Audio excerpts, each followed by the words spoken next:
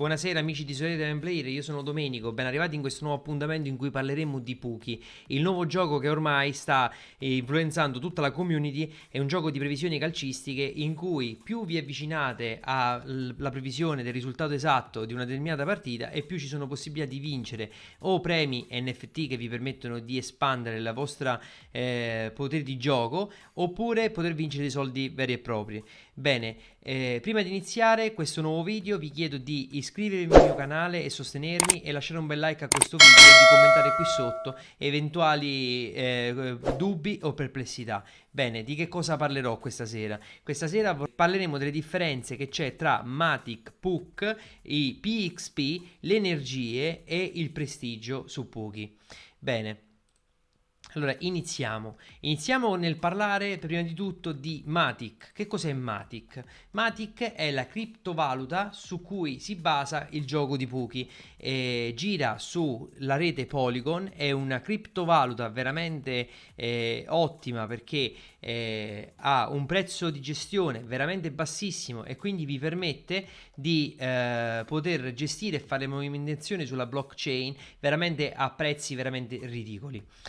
Bene, per vedere questa parte qui in alto ovviamente bisogna collegare un portafoglio elettronico. Io vi consiglio, se ancora non l'avete fatto, di registrarvi su MetaMask e collegare un portafoglio MetaMask perché lo ritengo uno dei migliori. Bene, quindi Matic è la moneta, si fonda questo gioco. Quindi se dovete acquistare una Pokéball, dovete acquistare degli stickers o qualsiasi altro oggetto all'interno del gioco, lo si fa tramite Matic. In alternativa al Matic abbiamo i Puck. I Puck sono il token alternativo del gioco che si alterna praticamente al Matic. I Puck, come si fa ad ottenere dei Puck? Si ottengono praticamente giocando e facendo delle previsioni all'interno delle competizioni. Più in alto arrivate e più Puck vincete. Perché è un token? Perché è ottimo vincere Puck? Perché se avete dei Puck potete potenziare le ball o potete fare determinate operazioni in alternativa al Matic e quindi non spendere soldi, quindi Matic, ma utilizzare il token Puck. Andiamo a vedere all'interno della mia collezione. Faccio un esempio pratico, ok? Qui all'interno c'è la possibilità di poter migliorare la ball. Questo lo vedete anche all'interno delle Pokéball Rookie con alcune differenze. Infatti nella Rookie non si utilizzano i Matic. Bene, ad esempio la differenza tra che cos'è PXP, che cos'è Puck e che cos'è Matic. I PXP sono l'esperienza che si guadagna su una determinata ball utilizzandola e facendo delle previsioni. Vi ricordo che i PXP sono strettamente legati alla ball che utilizzate, quindi se avete più ball e utilizzate solo una per fare una determinata previsione, e l'esperienza dovuta al risultato che prendete o al fatto di averla giocata la prendete sulla Pokéball con che avete utilizzato nel momento della previsione. Quindi andrete a vedere, a riscattare in alto, quando vi arriveranno dei premi, dell'esperienza, quindi del PXP, dedicati ad ogni ball che avete utilizzato. Bene, ad esempio in questo caso nella mia Pokéball rara, per poterla migliorare di un livello, quindi a livello 37 a livello 38, io necessito di 871 PXP. Nell'ultima giornata di campionato io ho guadagnato su questa Pokéball 932 PXP, quindi questo mi permette di poterla potenziare. Bene, io ho due scelte per poter potenziare. I PXP mi servono perché è l'esperienza che guadagno utilizzando la ball e quindi per potenziarla. Poi ho due scelte. Il potenziamento va pagato o in Puck o in Matic. Ovviamente se abbiamo dei Puck si utilizzano i Puck perché sono gratuiti e sono quelli che ottenete giocando e sono quelli che potete utilizzare soltanto all'interno della piattaforma e non di utilizzare i Matic. Ovviamente è una scelta vostra.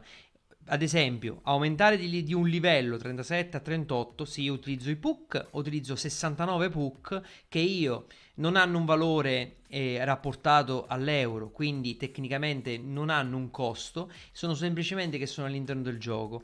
Quindi questa operazione ha un costo di 69 PUC, oppure altrimenti se non voglio utilizzare i PUC posso utilizzare i Matic. Ma 2.44 Matic, che all'incirca è il 50% in euro, quindi 1,20 euro per poter potenziare la ball di un livello quando posso farlo gratuitamente. Ovviamente andrò a utilizzare i PUC, quindi andrò a selezionare i PUC, farò continua e in automatico mi verrà richiesto tramite Metamask di confermare la transazione sulla rete Polygon. Adesso sicuramente non ve lo fa vedere, però io adesso ho confermato tramite Metamask un pop-up che mi è uscito su questa pagina web. Una volta potenziata la ball, io avrò per ogni livello una percentuale che posso utilizzare su una determinata ball per poterla potenziare, e posso scegliere su dove voglio metterla, quindi sull'1, sull'X2, over 2,5, under 2,5 o sullo score, che sarebbe il risultato esatto. Bene, io continuo con la mia strategia, quindi continuo ad aggiungerla sulla home e quindi potenzio di 1% quando metterò come previsione il risultato vincente casa. Quindi faccio conferma e in questo momento la mia ball è diventata di livello 38. Non ho usato euro, ho usato PXP, quindi 936 PXP, quindi l'esperienza, e ho usato i PUC. Attualmente i miei PUC ammontano a 115, che posso utilizzare, come vi dicevo, per questo tipo di operazione, quindi per migliorare le ball. Ma non è finito qui, posso utilizzarlo anche per aumentare la pressione. Ogni ball ha una pressione che è del 100% in questo caso, perché l'ho ricaricata poco tempo fa. E ad esempio ho questa che è della MLS, una ball MLS. All'interno di pressione posso aumentare la pressione e andare a pagare questo aumento in PUC o in Matic. Solito discorso, in questo caso pagherei 10 centesimi di Matic, ma io non vado ad utilizzare i Matic, perché i Matic che io ho qui 25 li ho vinti grazie alle previsioni. Il mio obiettivo è cercare di raggiungere più Matic possibili per poi prendere delle decisioni, che sono o comprare degli stickers come ho già fatto una volta, o magari un'altra ball. Quindi andrò a selezionare il PUC, andrò a utilizzare appena 8 PUC e andrò a migliorare la mia Pokéball e la andrò a portare come pressione al 100%. Ma che cos'è la pressione? È un qualcosa che diminuisce praticamente utilizzando la ball. Andando a diminuire di troppo la pressione, io andrò a perdere la percentuale pressione che ho sulla mia previsione.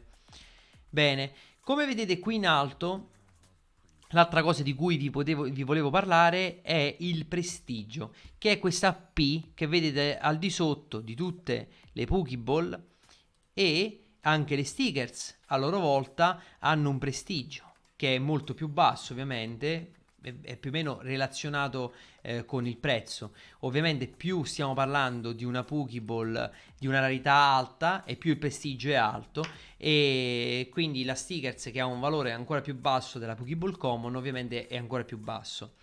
Ma perché è così importante avere un prestigio? Intanto vi dico che il prestigio aumenta con l'aumentare del livello della ball. Quindi, come potete vedere, queste due Pokéball che hanno prestigio 2, il 2 è il default che si ha sulle Pokéball Common.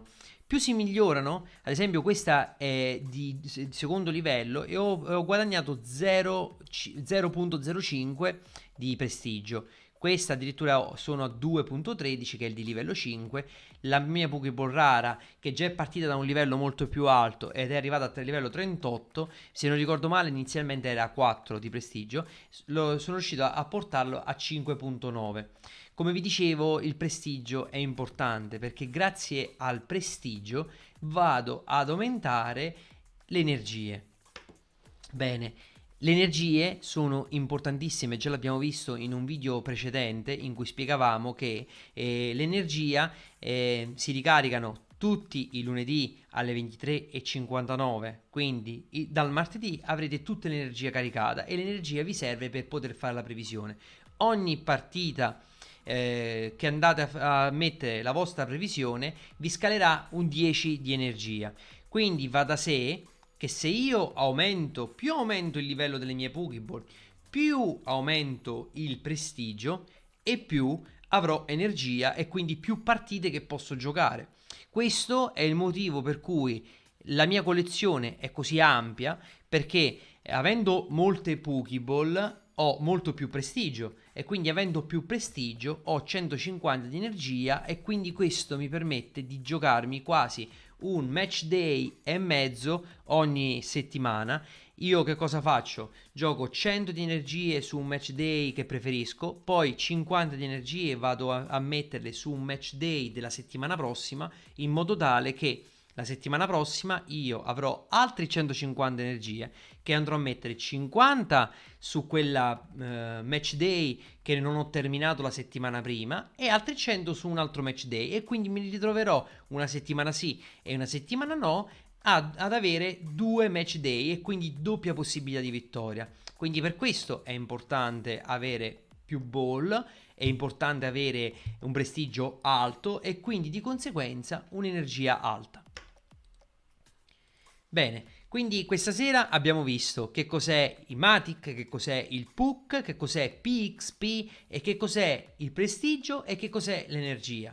Io spero che questo video sia stato più esaustivo possibile e che abbia chiarito molti di quei dubbi che avevate su tutte queste diciture e tutti questa terminologia nuova di Puki. Io vi dico che semplicemente utilizzando il gioco si entra molto facilmente nel meccanismo e si capisce molto facilmente come gioco. Alla fine sono veramente 5 cose da imparare, è un gioco che richiede veramente pochissimo impegno, basta mettersi una volta che si fa la previsione, impegnarsi, mettersi lì a guardarsi le statistiche di ogni partita, di ogni squadra che si va a giocare. Una volta fatta la previsione settimanale basta soltanto attendere e vedere come andranno le partite e andare eventualmente, mi auguro per voi e per me, di andare a riscuotere i premi. Bene, con questo è tutto, io vi ringrazio di avermi seguito, vi ricordo che qui sotto in descrizione trovate tutti i link di tutti i social in cui mi trovate e il link Telegram in cui all'interno c'è un topic dedicato a Puki in cui condividiamo le nostre previsioni, condividiamo gli aggiornamenti di Puki e ci confrontiamo sia su Puki e sia sull'altro gioco Sorare. Io vi ringrazio ancora per l'attenzione, buona serata, Domenico da Sorare Italian Player.